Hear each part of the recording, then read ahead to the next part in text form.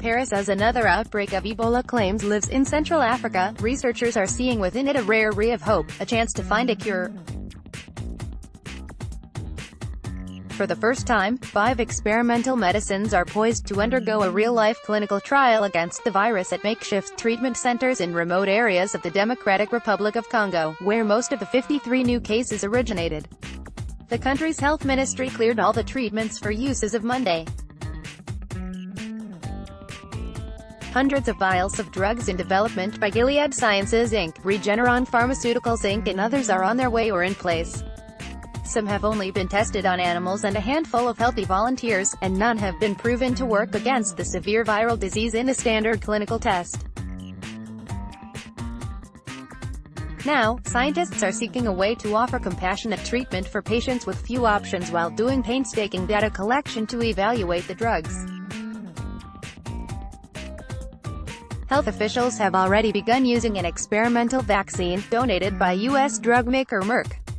The efforts could yield the first-ever weapons against a disease that has no cure and kills about half of the people it infects. At least 25 deaths have been confirmed from this outbreak.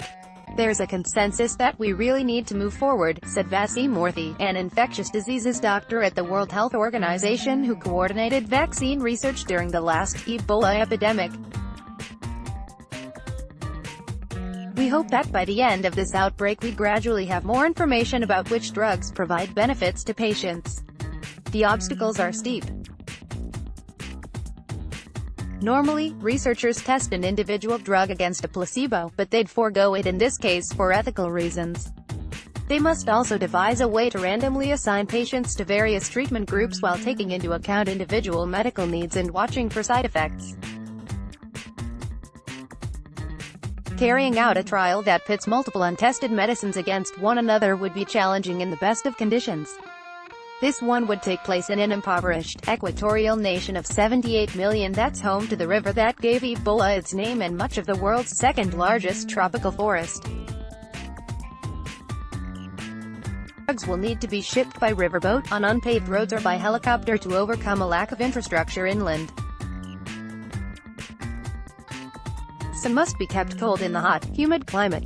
This is no simple piece of work, Peter Salama, WHO Deputy Director General of Emergency Preparedness and Response, said at a briefing in Geneva last week.